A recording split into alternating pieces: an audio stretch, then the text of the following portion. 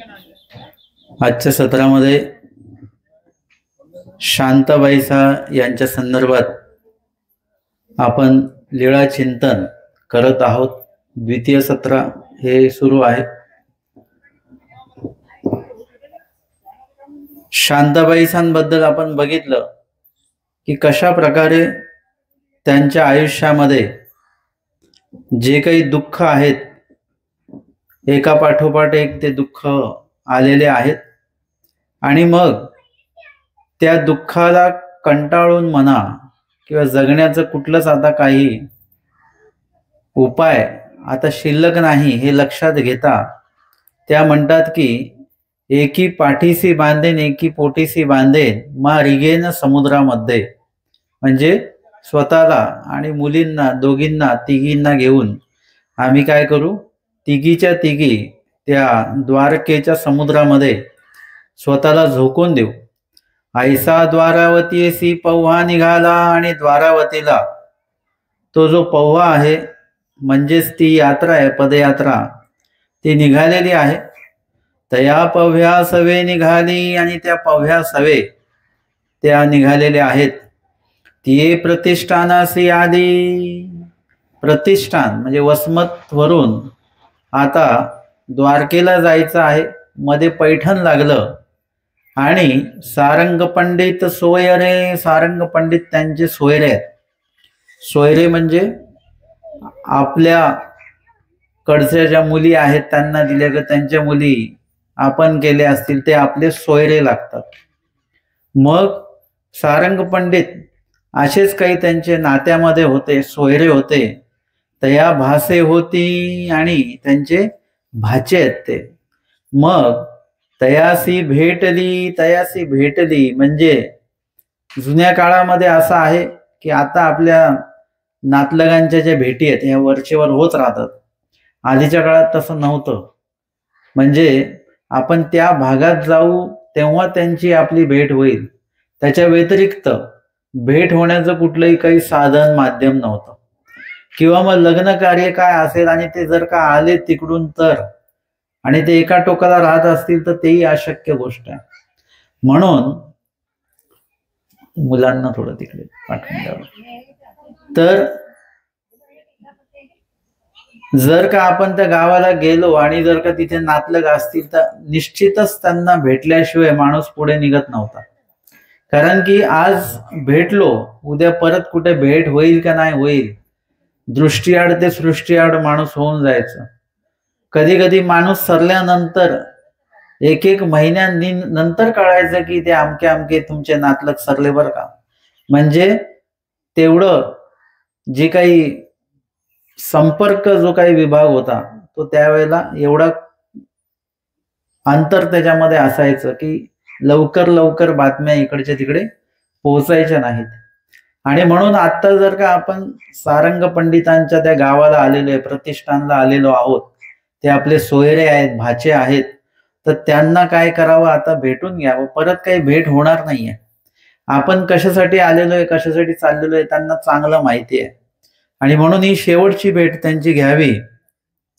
तयासी भेटली, दुःख करीती ते अवघी गोष्टी तया पुढे सांगितली, आणि दुःख केलं भरपूर। कोणी जवळचं आपलं कोणी नातलग भेटलं की साहजिकच असतं की आपलं दुःख जे आहे किंवा आपला जो आनंद आहे मनामध्ये जे काही तुम्ही साठवलेलं आहे ते बाहेर येत असतं। मनामध्ये आनंद साठवलेला असेल तर काय होतं की तो चेहऱ्यावर, शब्दांमध्ये, बोलण्यामध्ये, तुमच्या हालचालींमध्ये लगेच तो आनंद दिसून येतो। आता तुमच्या कुठल्या नातलगांचा जर का तुम्हाला फोन आला 4-5 दिवसात तर तुम्ही सगळ्यांना आनंदाने सांगता आमच्याकडे निरोप आहे बरं का, आमच्याकडे निरोप आहे, म्हणजे तो आनंद तुम्ही व्यक्त करता। तशाच पद्धतीने दुःख सुद्धा, आनंद तरी आपण कुणाकडेही व्यक्त करू शकतो परंतु दुःख व्यक्त कुणाकडेही करता येत नाही। म्हणजे ते दुःख व्यक्त होण्यासाठी तशाच प्रकारची व्यक्ती समोर असणं आवश्यक असतं। आणि इथे शांताबाईसा आहेत, कुणापुढे आपलं दुःख सांगणार, कारण की कुणी कुणाचं दुःख ऐकून घ्यायला तयार नसतं।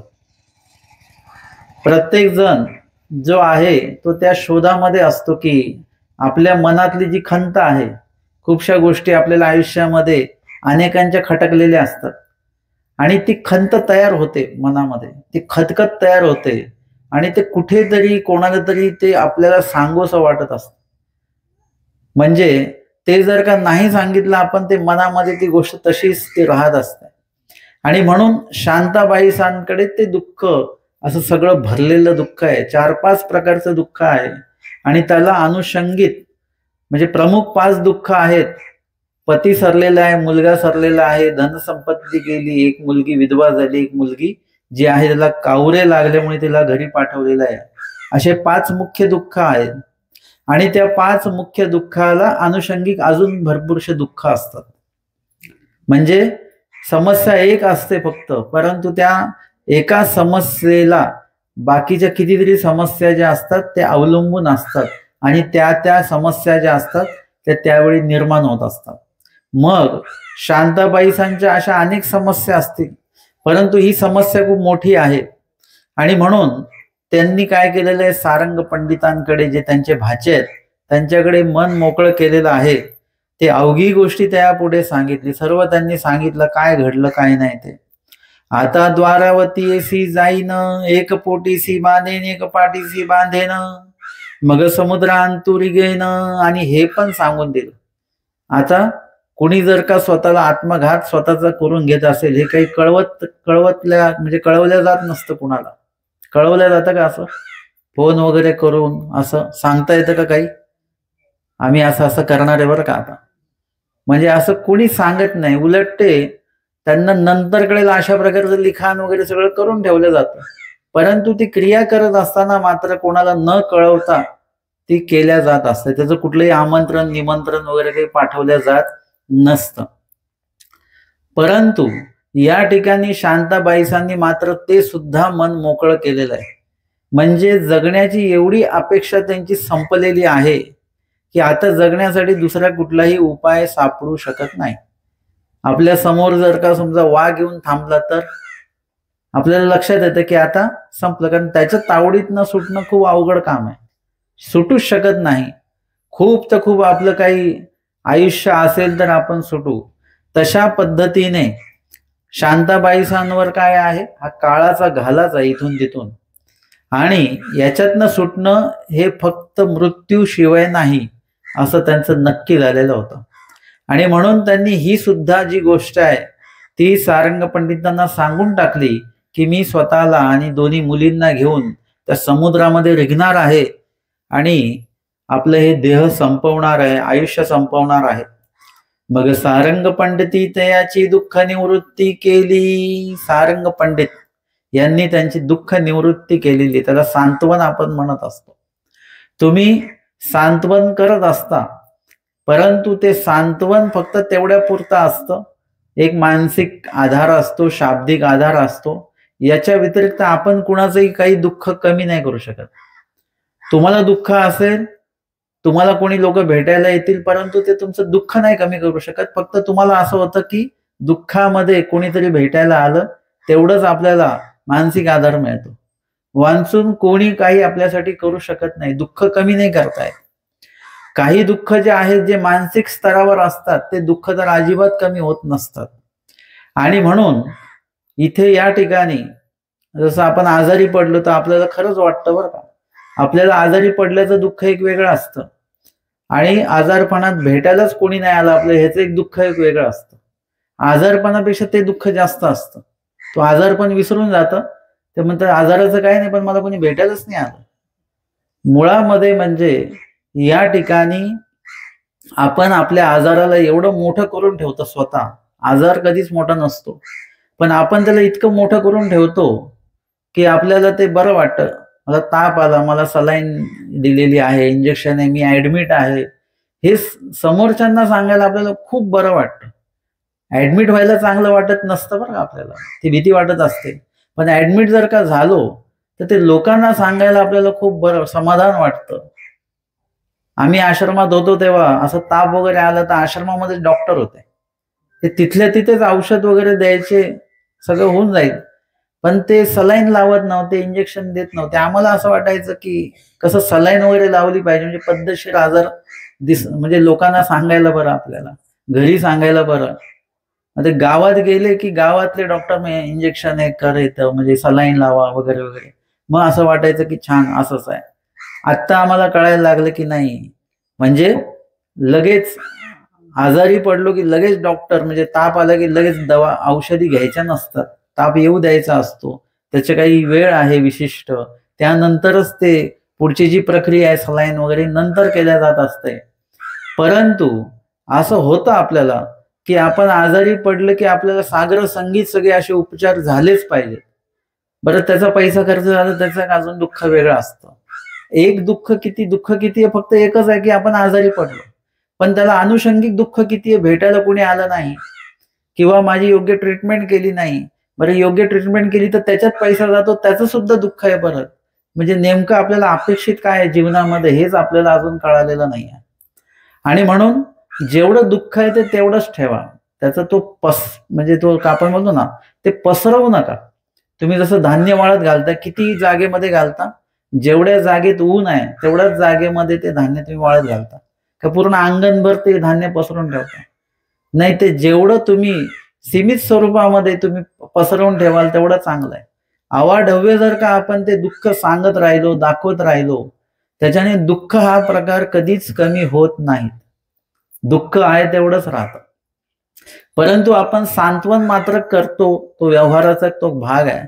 आपलेही लोक सांत्वन करतात आणि त्या सांत्वनामध्ये कुठेतरी काहीतरी आपल्याला एखाद दुसरं वाक्य असं भेटून जातं जे आपल्याला मानसिक आधाराला कारणीभूत ठरतं. आपले जे काही दुःख अवास्तव चाललेलं आहे त्यातलं एखादं जरी वाक्य ईश्वराचं असेल ते किंवा मानसिक आधाराचा असेल तर त्याच्यामुळे खूपशा वेळेला आपण काय होतो, सावरून जात असतो. आणि म्हणून सांत्वनाची ती पद्धत आपल्याकडे बघायला आपल्याला मिळते. कोणी कुठे काही सुखदुःख असेल तिथे दारावर आपण जात असतो, कारण की त्यामुळे सुद्धा त्या व्यक्तीला काहीतरी जगण्याचं काहीतरी नवीन उपाय त्याच्यामध्ये भेटू शकतो. आणि म्हणून दुःख आपलं सांगायचंच आहे आपल्याला, पण कुणापुढे सांगायचंय? सगळ्यांपुढे सांगत बसायचं नाही. जसं कोणाला विचारलं कसं काय चाललंय, मग ते एवढं दुखणं सांगतात, एवढे आजार पण सांगतात. ते आमच्याकडे एक जण येतात तर ते तयारीतच असतात. आम्ही फक्त विचारायचंच की कसं चाललंय, काय चाललंय, की ते अख्खा दवाखाना 4-5 दवाखाने उभे करतात आमच्यासमोर. मग आम्ही त्यांना विचारतच नाही, बंद केलं आम्ही त्यांना विचारणं. परंतु तरी सुद्धा ते काहीतरी कारणाने ते सुरू करतात ते दवाखाना. मग हे दुखतंय, ते दुखतंय, असं झालं, तसं झालं वगैरे वगैरे वगैरे. तर लक्षात घ्या, तुमचं दुःख कोणालाही ऐकायचं नसतं. कशावरून ओळखायचं? कारण आपल्याला सुद्धा कोणाचं दुःख ऐकण्यामध्ये कुठल्याही प्रकारचं काही इंटरेस्ट नसतो. आपण फक्त स्वाभाविकपणे विचारतो कसं चाललेलं आहे. वांचून त्याचं दुःखही आपल्याला ऐकायचं नाही आणि त्याच्यावर कुठला उपाय आपल्याकडे नसतो. आणि त्याचं जर का दुःख आपल्याला ऐकायचं असेल तर त्याच्या मागे एक स्वार्थ असा असतो की आपल्याला पण आपलं दुःख सांगायचं असतं. त्याचं आटपत नाही की लगेच आपण सुरू होऊन जातो. म्हणजे काय आहे हे, की यामध्ये आपण ती जागा शोधत असतो की आपण ज्यांच्याकडे सांगतोय त्यांच्याकडनं काहीतरी उपाय मिळेल. परंतु ते दुःख कोणाला सांगा ज्यांच्याकडनं खरोखरच उपाय मिळेल, काहीतरी तुम्हाला योग्य धार्मिक काहीतरी मार्गदर्शन मिळेल, अशाच व्यक्तीपुढे ते दुःख सांगितलं गेलं पाहिजे.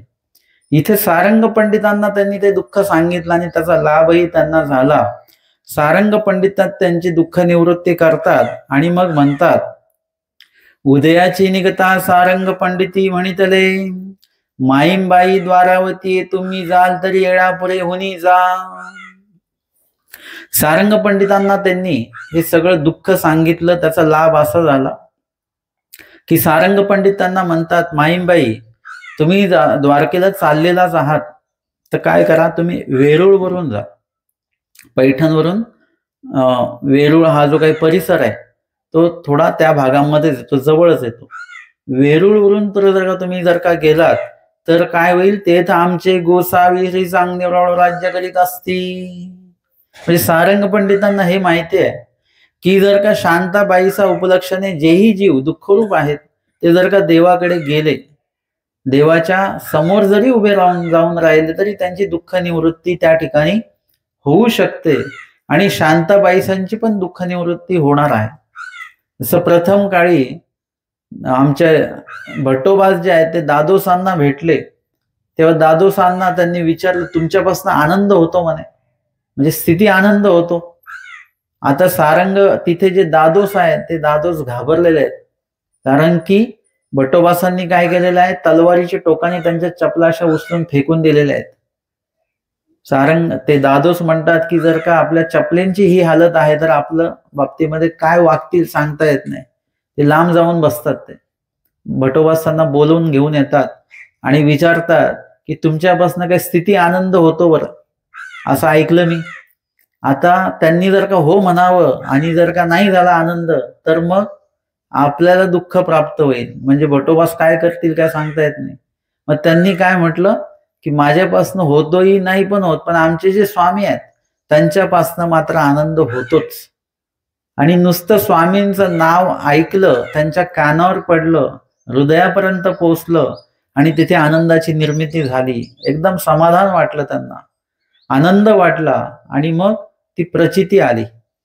तसं सारंग पंडितांना हे माहिती आहे की शांताबाईसांना किंवा माईंबाईसांना किती दुःख असो, पण आमच्या स्वामींची जर का भेट घेतली तर निश्चितच काहीतरी बदल त्यांच्यामध्ये होणार आहे.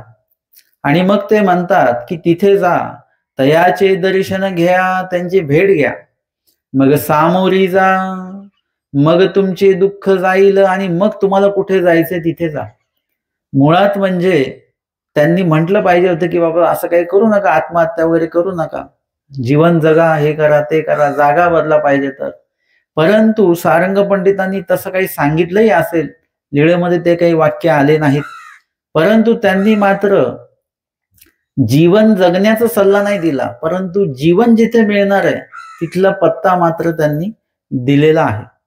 म्हणजे देवाकडे जर का गेला व्यक्ती तर तो कधीही मरत नाही. आमचे स्वामी सांगतात की येत शरण आल्या काही मरण असे. मरण असे म्हणजे त्यांचं जन्म मरण हा प्रकारच चुकून जातो.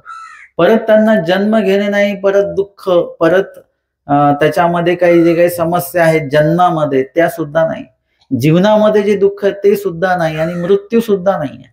एरवी जन्म मृत्यू काय आहे, आपण जन्मलो तरी रडत रडतच जन्मतो.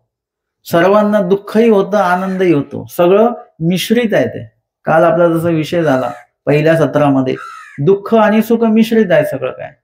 आपला जन्मही दुःख सुख मिश्रित आहे, आनंदही होतो, दुःखही आहे. मग त्याच्यामध्ये जीवन जगण्यामध्ये सुद्धा सुख आणि दुःख दोन्ही पण गोष्टी परत आहेत. असं कोणी जीवन सगळे आनंदाने जगतात अशातला काही भाग नाही, सगळे दुःखाने जगतात अशातलाही काही भाग नाही. सुख दुःख सगळ्यांमध्ये ते प्राप्त आहे. बरं, मृत्यू तरी आनंदाने झाला पाहिजे. ज्या जीवनाने एवढं दुःख दिलं त्याचा शेवट जर का होत असेल तर आपण किती आनंदी झालो पाहिजे. जसं निरूपणाची वेळ जर का संपत आली तर आपल्याला किती बरं बरं वाटायला लागतं ना, है ना. निरूपणामध्ये कंटाळ येऊन जातो आणि निरूपण कसं बघतो आपण, आता वेळ झाली बरं का, आता संपणारच आहे निरूपण, खूप बरं वाटतं. आणि परत बाबांनी 15 मिनिटं अजून सुरू ठेवलं तर घड्याळच आपलं बंद पडलंय की काय असं वाटायला लागतं आपल्याला. म्हणजे या जीवनाने एवढं दुःख दिलं तर त्याचं होत असताना, संपत असताना कुठेतरी आनंद वाटला पाहिजे. तर जन्मत तर दुःख आहेच आहे, जीवनात दुःख आहेच आहे, मृत्यू समयी पण तेवढंच दुःख आहे. जीवनाचंही दुःख आहे, जगायचं पण नाही, आणि मरायच्या वेळेला सुद्धा परत दुःख की मृत्यू येत आहे. म्हणून परत आपण तेच वाक्य म्हणूया की आपली आयुष्यामध्ये आपल्याला नेमकं करायचं काय आणि पाहिजे काय ही स्पष्टता आपली नाही आहे. परंतु शांताबाईसांना मात्र स्वामींच्या दर्शना गेल्यानंतर त्या ठिकाणी जे दुःख निवृत्ती होणारच आहे आणि त्यांना आनंद प्राप्त होईलच, ही निश्चिती कोणाला आहे, सारंग पंडितांना आहे. म्हणून त्यांनी शांताबाईसांना जिथे त्यांना जीवन प्राप्त होणार आहे, त्यांचं नव्याने जीवन सुरू होणार आहे, अशा ठिकाणी जाण्याचा सल्ला त्यांनी दिलेला आहे. आणि म्हणतात एकदा स्वामींना भेटा आणि मग तुम्हाला पाहिजे तिकडे जा. म्हणजे तुम्हाला पुढे जायचंय ना, समुद्रामध्ये स्वतःला झोकून द्यायचंय, मग तिथे जाऊ शकता, पण आधी स्वामींना भेटा. परंतु त्यांना हे माहिती होते की स्वामींना भेटल्यानंतर शांताबाईसा पुढे जाणार नाहीयेत, वाईट कार्य करायला जाणार नाहीयेत. परमेश्वराचं सन्निधानच अशा प्रकारचं असतं की त्यांच्या सन्निधानात आल्यानंतर लगेच आपली जीवमती जी आहे जी अधमती आहे, अधगती, अधरती आहे, वाईट विचार जे आहेत ते आपले तिथे बदलून जात असतात. आमचे भटोबास जे होते, भटोबासांच्या कानावर फक्त स्वामींचं नाम पडलेलं आहे, स्वामींना भेटले पण नाही ते. आपला काल विषय झाला ना की उपदेश का घेतला पाहिजे, कारण की त्या उपदेशामध्ये तुम्हाला सर्वात आधी काय दिलं जातं, नाम दिलं जातं. कुणाचं नाम दिलं जातं, परमेश्वराचं नाम जे आहे, नाव, ते तुम्हाला सांगितलं जातं. कशासाठी, स्मरणासाठी, परमेश्वराला आठवण्यासाठी. एरवी तुमच्या जीवनातले किती गोष्टी आहेत, वस्तू आहेत, पदार्थ, व्यक्ती आहेत, यांना तुम्ही जेव्हा आठवता तर केवळ आनंद होतो. असं एक तरी तुमच्या आयुष्यातली वस्तू, पदार्थ किंवा व्यक्ती दाखवा, तिथे आनंद नाहीये. पाहुणे येणार आहे त्याचा आनंद आहे, दुःख काय, त्यांना बसायला टाका, चहा बनवा, जेवण बनवा, त्यांची व्यवस्था करा. नंतर असं होतं की पाहुणे कधी जातात, म्हणजे काय आहे, त्याच्यामध्ये दुःख आहे. किती पण काही आवडीचं असो, काही असो. म्हणजे मुलगी माहेरी जरी आली तर त्याचा 4 दिवस आनंद असतो माहेरच्यांना, नंतर ते विचारतात कधी जाणार आहे, म्हणजे कधीचं तिकीट आहे, अशा पद्धतीने विचारले जातात. म्हणजे सगळ्या गोष्टीमध्ये दुःख आहे. वस्तू कुठली पण घ्या, तुम्ही म्हटले तांब्याची भांडी चांगली असतात, त्याचं घासण्याचं दुःख मोठं आहे. म्हणजे प्रत्येक वस्तू, पदार्थाशी दुःख हे जोडलेलं असतं. आणि त्याच्यामुळे केवळ आनंद कुठे भेटेल तर तो फक्त परमेश्वराकडेच आपल्याला भेटणार आहे. आणि म्हणून सारंग पंडितांनी माईंबाईसांना स्वामींकडे जाण्याचा सल्ला दिला. त्यांना माहिती की तिथे गेल्यानंतर दुःख निवृत्ती ही निश्चित होणार आहे. आणि इतर बाबती जे आहे ते दुःख जे कशामुळे प्राप्त झालेलं आहे, पतीमुळे प्राप्त झालं, मुलामुळे झालं, संपत्तीमुळे झालं, 2 मुलींमुळे झालेलं आहे दुःख. हा परिवार काहीच नसता तर शांताबाईसांना दुःख हा प्रकारच नसता. म्हणजे आपल्याला जे दुःख प्राप्त होतं ते आपल्या नातलगांमुळे होतं, आपल्या ओळखीच्या लोकांमुळे होतं, आपल्या मालकीच्या संपत्तीमुळे होत असतं, आपल्या ओळखीच्या किंवा आपल्या संपर्कातल्या प्रत्येक गोष्टीतनं आपल्याला ते दुःख जे आहे ते होत राहतं. आणि म्हणून इथे जेव्हा आपण परमेश्वराचे होऊ, परमेश्वराचं नाम घेऊ, आपला विषय सुरू आहे, भट्टोबासांच्या कानावर नुसतं नाम पडलेलं आहे आणि त्या नामाच्या नुसत्या चिंतनातनं त्यांनी तर स्मरण सुद्धा सुरू नाही केलेलं आहे, फक्त नाम श्रवण केलेलं आहे. म्हणजे नुसतं श्रवण जरी केलं तुम्ही तरी खूपशा गोष्टी आपल्या आयुष्यामध्ये बदलून जात असतात. जे काही दुःख आहे, सांत्वन हा त्यातलाच प्रकार आहे. ते सांत्वन जर का व्यवस्थित आपण ऐकलं, सांत्वनामध्ये सुद्धा तत्वज्ञान आहे बरं का. ज्यांना काही येत नाही ते सुद्धा सांत्वनामध्ये खऱ्या अर्थाने तत्वज्ञान सांगून जातात की बाबा कशाला रडायचं आहे, जो माणूस येणार आहे तो जाणारच आहे, हे तत्वज्ञानच आहे. ती व्यक्ती सहजपणे ते सांगून जात असते, परंतु दुःखातली व्यक्ती सहजपणे ते ऐकू शकत नाही, कारण त्यांची मनस्थिती त्यावेळेला ती नसते. शांताबाईसांची मनस्थिती यावेळी दुःखाची पण आहे आणि ऐकून घेण्याची पण आहे, कारण की सगळी जबाबदारी शांताबाईसांवर आहे. आता माईंबाईसा त्यांचं नाव, त्यांच्यावरती सगळी जबाबदारी आहे. जो जबाबदार व्यक्ती आहे त्याला सगळ्यांचं ऐकून घ्यावं लागतं. बेजबाबदार असलेले, आता हे मुलं आहेत, ह्यांना तुम्ही किती सांगा ओरडा ते नाही ऐकणार, कारण की त्यांच्यावरती जबाबदारी नाही. आता पण ज्याच्यावर जबाबदारी आहे तो व्यक्तीला चांगलंही ऐकायचंय, वाईटही ऐकायचं, चांगल्याबद्दल विचार करायचा, वाईटाबद्दल पण विचार करायचा आणि योग्य निर्णय घ्यायचा. योग्य निर्णय घेण्यासाठी तुम्हाला दोन्ही बाजू ऐकून घ्याव्या लागतात. तर शांताबाईसांची ती भूमिका आहे की आता जायचं आहे ना तर सारंग पंडितांना भेटून जाऊ, बोलून जाऊ त्यांच्याशी. आता जायचंच आहे तर मग कुठे इकडे तिकडे आपल्याला जीव गमावण्यापेक्षा द्वारकेला जाऊ आणि त्या ठिकाणी धार्मिक स्थळ आहे, तिथे आपला जीव आपण समर्पित करू. त्याच्यामध्ये सारंग पंडित सांगतात की जाताना वेरूळहून जा, आमच्या स्वामींची भेट घ्या. ते म्हटले ठीक आहे, काही हरकत नाही, एरवी जायचंच आहे आपल्याला, तर जाताना काही चांगलं कार्य करून जाऊ जे पुढे आपल्याला उपयोगी येईल. आणि मग ते म्हणतात की तुमचे दुःखही जाईल आणि यांचे कावरे जाईल. या तुमच्या लहान मुलीचं कावरं जे आहे, म्हणजे वेडाचं जे काही त्यांना त्रास होतो आहे ते सुद्धा जाईल. मग द्वारावती येसी जा, आणि मग जा द्वारावतीला. तैसेची निघाली, तसंच त्या निघाल्या. मग ती येळा पुरासी आली, वेरुळला त्या आल्या.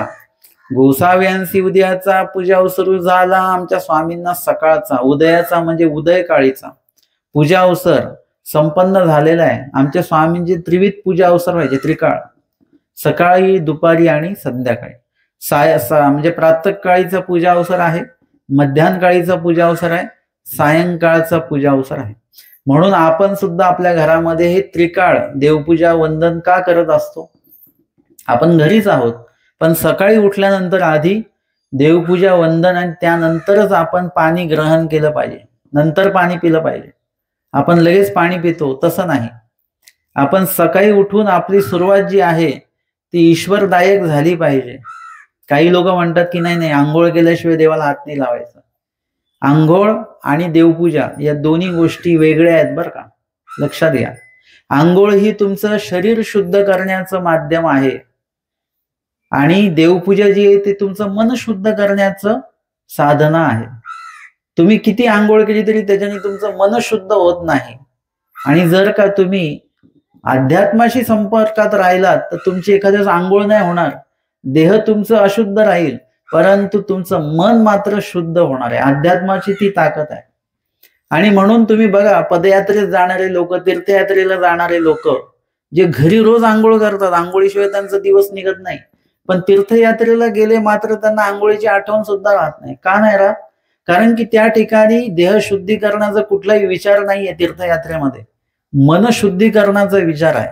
आणि ते मन शुद्ध इतकं होत राहतं की देह शुद्ध असणं किंवा नसणं, कपडे आपले स्वच्छ आहेत की मळके आहेत याकडे आपलं लक्ष जात नाही. मन शुद्ध होणं हे किती महत्वाचं आहे आपल्या आयुष्यामध्ये, याकडे आपण लक्ष दिलं पाहिजे. आपण देहशुद्धी करतोय, कपडे शुद्धी असतात, आपले स्वच्छ आहेत कपडे, हरकत नाही. रोजची आंघोळ करतो, देह शुद्ध करतोय, हरकत नाही. परंतु मन शुद्ध कशाने होतं हे पण तर आपण बघितलं पाहिजे. आपण फक्त वरवडे ज्या गोष्टी आहेत त्याकडे जास्त लक्ष देतोय. आपण देवपूजेपेक्षा देहपूजा आपली जास्त चालू आहे. सकाळी उठले की दात घासतो, तोंड धुतो, चेहरा धुतो, डोळे बिळे पण धुवून काढतात लोक सगळे. म्हणजे आपली सकाळी उठल्यापासून जी साधना सुरू होते ती देहपूजनाची साधना आहे. त्यातला थोडासा वेळ काढून आपण देवपूजा करतो, परत आपली देहपूजा परत सुरू आहे.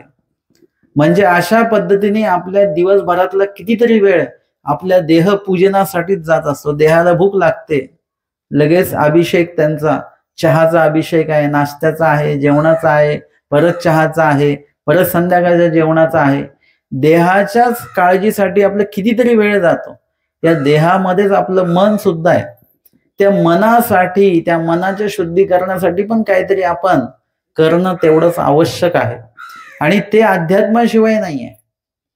आणि म्हणूनच या ठिकाणी शांताबाईसा ज्या आहेत, या शांताबाईसांचं दुःखामुळे अंतःकरण काय झालेलं आहे, शुद्ध झालेलं आहे. दुःखामुळे अंतःकरण अशुद्ध पण होतं आणि शुद्ध सुद्धा होतं. अशुद्ध असं होतं की प्रत्येकाला म्हणजे त्यांना वाटतं आम्हालाच दुःख का, देव सगळ्यांचं चांगलं करतो, आमचंच वाईट का करतो, आम्हीच काय एवढे पाप केलेले आहेत आणि पापियांना बरोबर देव सगळं. हे काय आहे, मन अंतःकरण अशुद्ध झालेलं आहे. अनेकांविषयी द्वेष निर्माण होतो मनामध्ये वगैरे वगैरे. आणि दुःखामुळेच आपलं अंतःकरण शुद्ध सुद्धा होतं की असं वाटतं की नाही, जगातले सगळे लोक चांगले आहेत, आपणच फक्त वाईट आहोत, आपणच असे वाईट कर्म करून ठेवलेले आहेत. आपल्यापेक्षा समोरचे लोक किती चांगले आहेत, आनंदी आहेत, आपणच दुःखी का आहोत, का आपण तेवढं दुःख जोडलेलं आहे. मग अशा प्रकारचा विचार करणारी व्यक्ती कुणाबद्दलच मनामध्ये द्वेष मनामध्ये ठेवत नाही. त्यांना असं वाटतं की नाही सगळे चांगले आहेत, आपणच फक्त वाईट कर्म केलेले आहेत. हे काय आहे, मन शुद्धीकरण झालेलं आहे. दुःखामुळे मनाचं शुद्धीकरण सुद्धा अशा प्रकारे होत असतं. का बरं होतं? कारण त्याच्यामध्ये प्रायश्चित्त आहे. आपल्याला जेव्हा आपल्या वाईट कर्मांची जाणीव होते त्यावेळेला आपल्या अंतःकरणामध्ये आपोआपच प्रायश्चित्ताची निर्मिती होते, प्रायश्चित्त होतं, आपलं दुःख निर्माण होतं. केलेल्या चुकांबद्दल आपल्याला त्या ठिकाणी काय आहे, अनुताप निर्माण होतो मनामध्ये आणि आपलं अंतःकरण त्याच्यामध्ये शुद्ध होतं. लक्षात येतं की नाही आपण बरोबर नव्हतो, आपण चुकीचेच होतो. बाकीचे आपल्याला एवढे लोक सांगत होते पण आपण तेव्हा ऐकलं नाही, आपण चुकीचे पावलं टाकल्यामुळे असं दुःख आपल्याला प्राप्त झालं. शांताबाईसांच्या मनामध्ये तिथेच कुठेतरी ते आहे की कुणाला ती दोष देत नाहीये, ती नशिबाला दोष देते आहे. आणि मग परमेश्वराकडे जाण्याचा सल्ला सुद्धा मिळालेला आहे. आपल्याला तर कुठे जायची गरज नाही पडली. देवाकडे यायचं असेल तर धर्मच आपल्या घरी आला. आपण धर्माच्या घरी आलेलो आहोत. ज्या ठिकाणी धर्म आहे त्या ठिकाणी आपण उपस्थित झालो. जन्म झाला त्या घरामध्ये, किंवा आपण लग्न होऊन त्या घराशी जोडल्या गेलेलो आहोत, धर्माच्या घराशी. आणि त्या ठिकाणी परमेश्वराचं जे चिंतन सुरू आहे ते कसं असलं पाहिजे? मग त्रिकाळ असलं पाहिजे आपल्या घरामध्ये, तिन्ही काळ. आमचे स्वामी सांगतात की त्रिकाळ परमेश्वराला आठवा. त्रिकाळ म्हणजे सकाळी एकदा, दुपारी एकदा, संध्याकाळी एकदा. असं आहे का? सकाळी एकदा देव आठवला की परत देव परत आठवायचा नाही, तो परत दुपारीच आठवायचा. दुपारी झालं की मग परत आठवायचा नाही देव, संध्याकाळीच आठवायचा. असं आहे का काही? त्रिकाळ कशाला म्हणतात? त्रिकाळ म्हणजे सकाळ 11 वाजेपर्यंत सकाळ असते, मध्यान्ह काळ 11 नंतर मध्यान्ह काळ सुरू होऊन जात असतो, तो थेट 4 वाजेपर्यंत असेल. आणि सायंकाळ आणि रात्र हे 4 वाजेपासून सायंकाळ सुरू होऊन जाते, तर ते रात्र पार 2, 2:30, 3 वाजेपर्यंत रात्र असते. परत सकाळी पश्चात प्रहर सुरू होऊन जात असतो. म्हणजे हे झाले त्रिकाळ. म्हणजे 24 तास देवाला तुम्हाला आठवायचा आहे. 24 तास आपण श्वास घेतो की नाही? श्वास कधी कधी घेता तुम्ही? श्वास आपला जन्मापासून तर शेवटच्या मृत्यूपर्यंत श्वास आपला चालूच राहतो. एवढंच काय की आपण झोपलेलो असलो तरी श्वास चालू राहतो. आपण गाढ झोपलेलो असलो तरी आपला श्वास चालूच राहतो. आपण बेशुद्ध झालो तरी आपला श्वास चालूच राहतो. कोमात गेलो तरी पण श्वास चालूच राहतो. श्वास बंदच होत नाही आपला. श्वास जेव्हा बंद होतो तेव्हा मृत्यू आहे. आणि मरेपर्यंत आपण श्वास घेतो. तशा प्रकारे मरेपर्यंत आपण देवाच्या नामाचं स्मरण जे आहे ते आपण केलं गेलं पाहिजे. याचे दाखले आपल्याला मिळतात. कृष्ण नामाचा जप का करायचा असतो याचे दाखले आपल्याला इतिहासामध्ये बघायला मिळतात. द्रौपदी आहे, द्रौपदीला भर सभेमध्ये ते घेऊन आले आणि त्यांचं वस्त्रहरण त्या ठिकाणी करण्याचा त्यांनी प्रयत्न केलेला आहे. त्यावेळेला द्रौपदींनी काय केलेलं आहे? किती लोकांना विनंती केली? इथे उपस्थित सगळ्यांना विनंती केली, जेवढे कोणी होते, राजे महाराजे, दरबार पूर्ण होता, सर्वांना विनंती केली. नाव घेऊन त्यांचं प्रत्येकाचं नाव घेतलं की नाही? प्रत्येकाचं नाव घेतलं, विनंती केली, परंतु काहीच लाभ झाला नाही. एकीकडे कोण होते? पितामह भीष्म होते. पितामह भीष्म म्हणजे काहीही करू शकणारी व्यक्ती होती, परंतु त्यांनी मात्र सुद्धा कुठल्याच प्रकारची मदत द्रौपदींना केलेली नाही. ते पण हतबल सारखे बसून राहिलेले आहेत. लक्षात घ्या, पितामह भीष्म म्हणजे कोण तुम्हाला माहिती आहे? 5 पांडव म्हणजे कोण तुम्हाला माहिती आहे? त्या काळाचा म्हणजे त्या काळामध्ये जेवढे काही दरबारात बसलेले होते ते एकापेक्षा एक रथी महारथी होते, लढणारे होते. ते सुद्धा कुणीच द्रौपदीच्या मदतीला येऊ शकले नाहीत. तर उद्या जर का तुमच्यावर असं काही संकट आलं तर तुमच्याही मदतीला कोणी येणार नाही. विविध प्रकारचे संकट असतात. आर्थिक संकट असेल, अजून कुठल्या कुठल्या प्रकारची संकट असतात. तर ते संकट जेव्हा येतात त्यावेळेला कुठलाही जीव तुमच्या मदतीला येऊ शकत नाही. आणि मदतीला आला तरी काय करेल? तुम्ही पैशांची अडचण सांगितली त्यामुळे हो आमच्याकडे असते तर आम्ही नक्कीच दिले असते, आधीच ते बोलून मोकळे होतात. कोणी कोणाला तशा पुरेपूर अशी मदत नाही करू शकत. आणि मग त्या वेळेला द्रौपदीने काय केलेलं आहे? त्यांचं जेव्हा वस्त्रहरण सुरू झालं ते गोल गोल फिरायला लागले, म्हणजे 8ही दिशा झाल्या. आता 8ही दिशेला पाहिलं, 8ही दिशेला सगळे रथी महारथी आहेत, परंतु कोणीही मदतीला उठायला तयार नाहीये. आणि मग देवाचं नाव कधी घेतलं? शेवटी घेतलेलं आहे. आपण पण शेवटीच नाव घेत असतो. डॉक्टरही शेवटीच म्हणतात आम्ही सगळे उपचार केलेले आहेत, आता शेवटी देवाच्या हातामध्ये आहे. विज्ञान जिथे संपतं तिथे काय होतं? अध्यात्म सुरू होऊन जात असतं. म्हणजे विज्ञान सुद्धा अलीकडेच आपले हात टेकून देत असतं. आपण असं समजू नये की विज्ञान आहे म्हणजे सगळं काय आहे, मग देवाची गरज नाही आहे. ते विज्ञानच स्वतः म्हणतं की आता आमचे उपाय संपलेले आहेत, आता काय तुमचं देवाचाच काही चमत्कार असेल तर असेल. आणि असं होतं बरं का. आपल्याला तोही अनुभव येतो की देवाकडे जर का आपण गेलो, त्या दिवशी मी उदाहरण सांगितलं की असा मृत्युमुखी पडणारा माणूस आहे आणि डॉक्टरांनी सांगितलं आता 24 तास यांच्याकडे आहेत, बस 24 तासांनी आम्ही हे सांगतो की 24 तासांनी राहणार नाहीत. आणि त्या व्यक्तीला जर का आपण म्हटलं की आता तुम्ही दीक्षा घेऊन घ्या, 24 तासच बाकी आहेत, आणि त्या व्यक्तीने जर का त्यावेळी अनुसरण घेतलं, वेश परिवर्तन केलं, नुसतं दीक्षा संन्यास घेतला, आणि असा अनुभव बघायला भेटला की तो व्यक्ती त्याच्यातनं पुढे जगतो, 10 वर्ष जगतो तो माणूस. डॉक्टर म्हणतात की आम्ही तर जे काही निकाल दिलेला होता तो निश्चित निकाल होता, त्याच्यामध्ये कुठलाही संदेह नव्हता. पण काय तुमच्या देवाचा चमत्कार की त्याच्यामुळे यांना परत आयुष्य मिळालं. म्हणजे परमेश्वराच्या नुसतं जे काही आचरणाचं नुसतं वस्त्र आहे, वेश नुसता जरी आपण परिधान केला तरी एवढा मोठा बदल आपल्या आयुष्यामध्ये होतो. जर का त्या देवाचं नामच आपण घेतलं तर. माझे एक शिष्य आहेत, ते अन्य होते आधी, त्यांनी मला एकदा फोन केला, म्हणे मी आज, ते व्यावसायिक आहेत, ते म्हणाले आज सकाळी मला तुमच्या नावाची आठवण आली आणि मी तुमचं नाव आठवलं. मग त्याच्यामुळे काय झालं, म्हणे माझा अख्खा दिवस चांगला गेला. खूप आनंदाने सांगत होते ते. म्हटलं बघा, माझं नाव घेतल्यामुळे तुमचा जर दिवस चांगला जातो, तर मी ज्यांचं नाव घेतोय त्यांचं नाव जर का तुम्ही घेतलं तर तुमचं अख्खं आयुष्य चांगलं जाईल. त्यांना हे वाक्य एवढं आवडलं की ते एका वाक्यावर त्यांनी उपदेश घेतलेला आणि देवाच्या नामाचं चिंतन त्यांचं सुरू आहे. आणि अशा पद्धतीने ह्या स्वामींच्या नावाचं निरूपण जेव्हा आम्ही करतो त्यावेळेला ते फक्त पुस्तकात लिहिलंय म्हणून नाही, पाठांतर केलंय म्हणून नाही, त्याच्याविषयी संशोधन केलंय म्हणून नाही, त्याचा अनुभव स्वतःला पण आलेला आहे आणि दुसऱ्यांना पण. एखादी भाजी आपल्याला चांगली लागते, आपण दुसऱ्यांना पण देतो, बघा बघ तुम्हाला कशी लागते ही भाजी, हा पदार्थ तुम्हाला कसा लागतो, दुसऱ्यांनाही आवडतो. म्हणजे जर तो खरोखर चांगला असेल तर जगातल्या सगळ्या व्यक्तींना तो पदार्थ आवडणारच.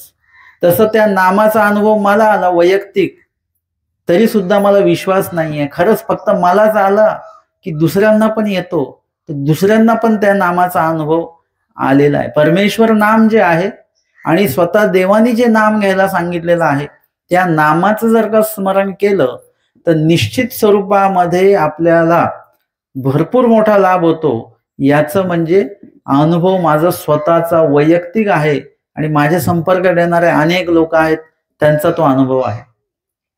त्याच्यामध्ये अजून एक तुम्हाला सांगेन मी की एका ठिकाणी असं झालं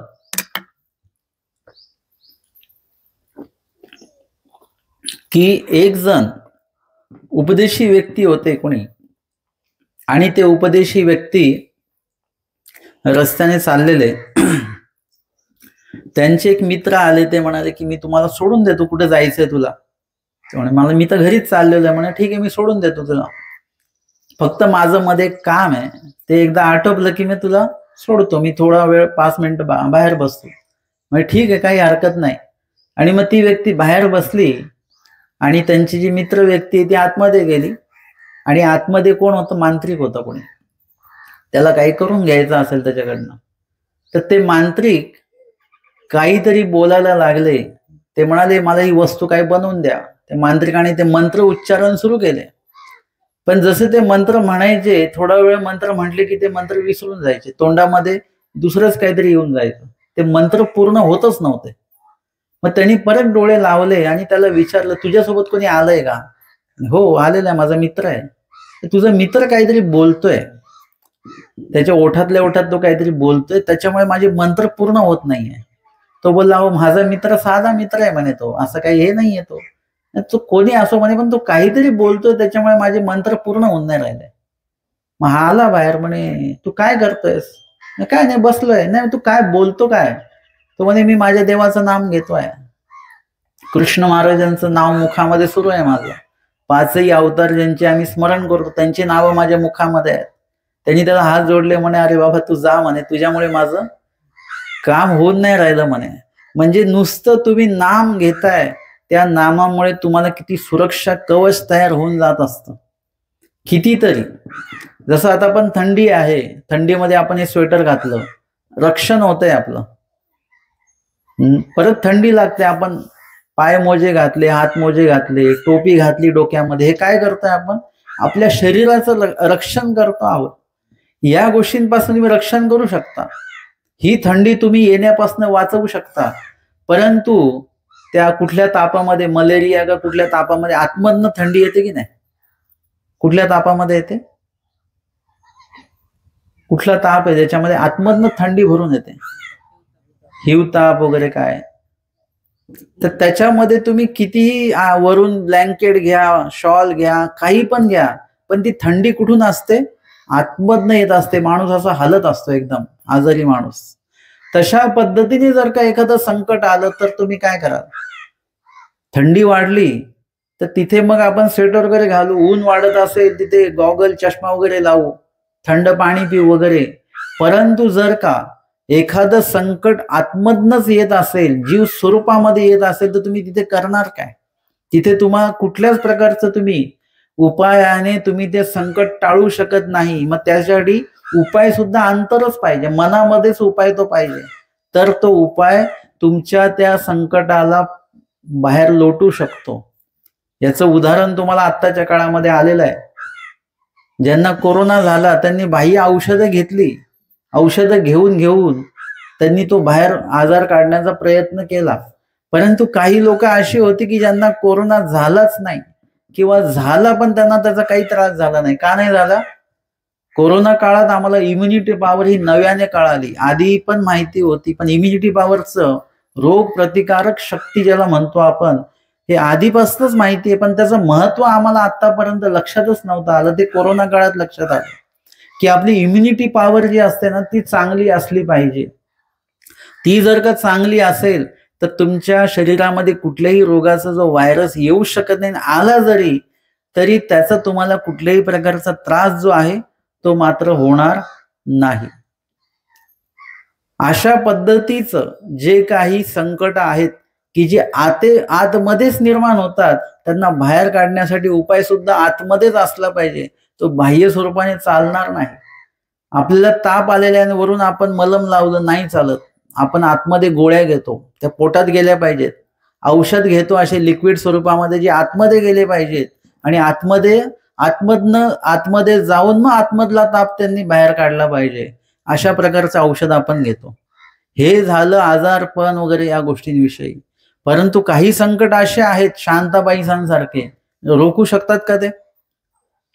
त्यांच्या पतीला मृत्यूपासून रोखू शकले का ते? मुलाला संपत्ती चालली रोखू शकले का? एवढे दुःख आलं, कशानेच ते कशाला वाचवू शकले नाही. ते संकट येतच गेली. त्यावेळेला तुमच्या आतमध्ये अशी काही शक्ती पाहिजे, ती आहे नामाची शक्ती. त्या नामाच्या शक्तीने, त्या नामाच्या उच्चारणाने तुम्हाला ते बाहेर काढता येतं. आता हे फक्त निर्माणातला विषय नाही आहे, हा द्रौपदीचा आपला विषय सुरू आहे. मागे त्याच्या भटोबासांचा विषय सुरू आहे की भटोबासांनी फक्त अंतःकरणामध्ये नाम नुसतं ऐकलं, उच्चारण सुद्धा नाही केलं, तरी त्यांना एवढा आनंदाचा संचार झाला आणि त्यांनी त्यांची सगळी वाईट कर्म जी आहेत ती टाकून दिली, त्याच क्षणाला टाकून दिली. आणि भटोबासांमध्ये एवढा मोठा बदल झाला की महानुभाव पंथाची पूर्ण धुरा जी आहे ती स्वामींनी त्यांच्या खांद्यावर सोपवून स्वामींनी बीजे केलेला आहे.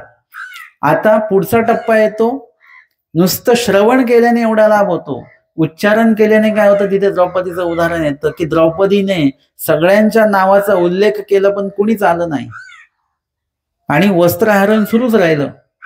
आणि जेव्हा कोणीच लक्ष देत नाही हे लक्षात आल्यानंतर शेवटी, आपला विषय इथून संपलेला होता की शेवटी देवाचं नाव मुखामध्ये आलं, आपल्याही मुखामध्ये. शेवटी सगळ्यांचे दरवाजे आपण फिरून आलो की कुठेच मदत नाही मिळाली, मग परमेश्वराचा दरवाजा आपल्यासाठी, मग तेव्हा आठवतो आपल्याला, तेव्हा वाटतं की नाही देवाला विडा ठेवला नाही, आपण देवाला विडा ठेवला पाहिजे.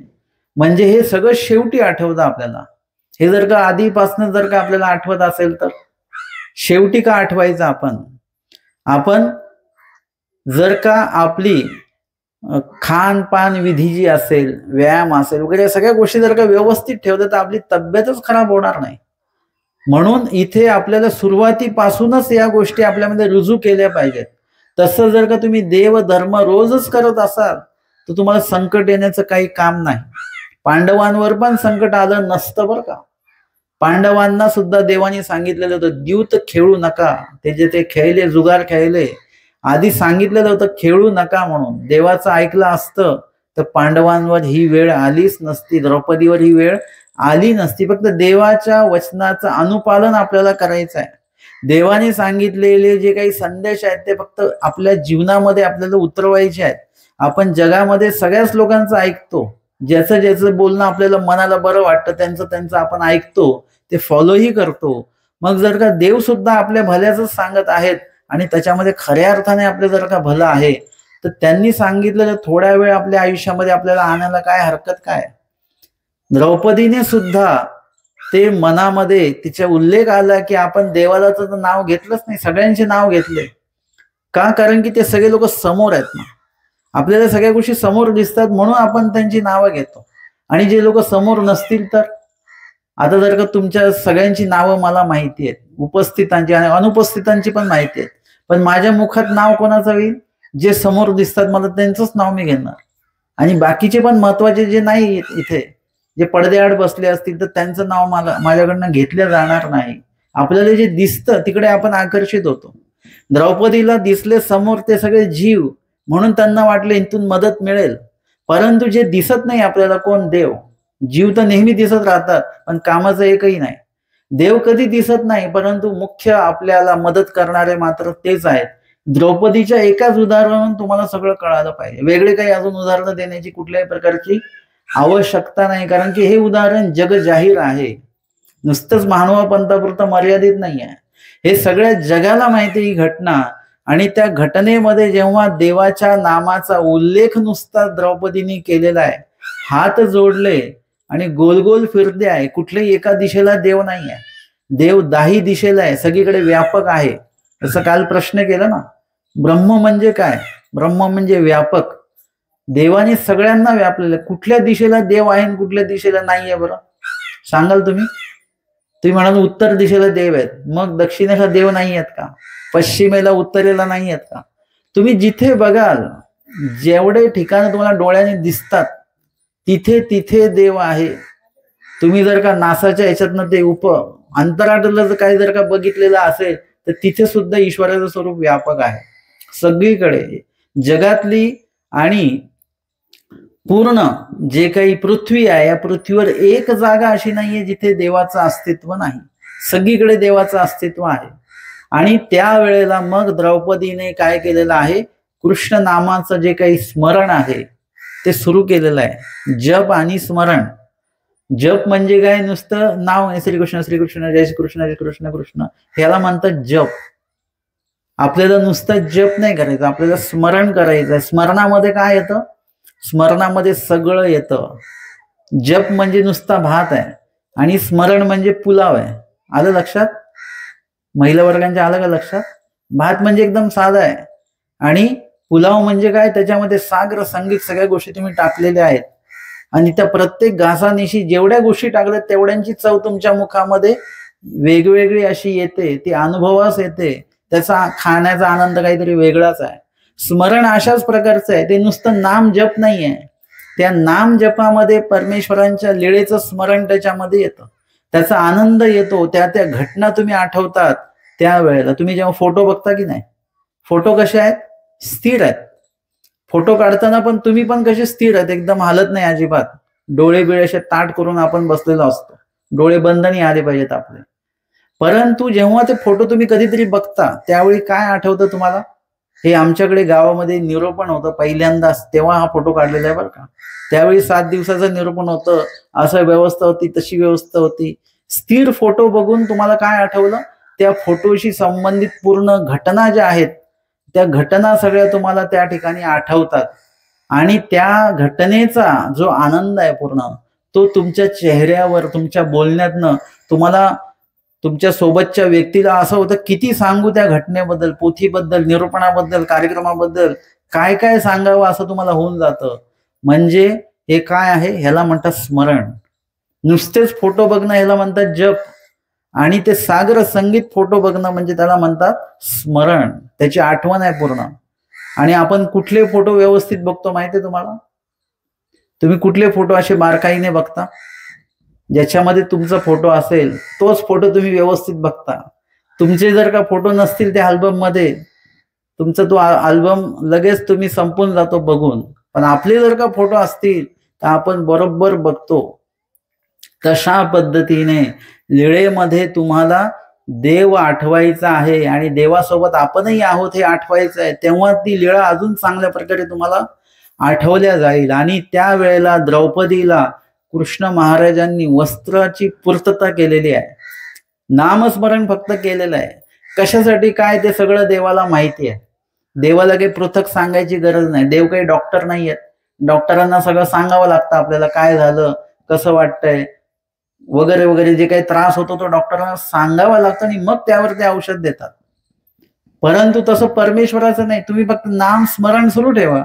तुम्हाला काय होतंय, काय अपेक्षित आहे वगैरे वगैरे सगळं देव पुरवतात. फक्त नामस्मरणाचं जे काही मूल्य आहे ते तुम्ही थोडंसं पूर्ण केलं पाहिजे.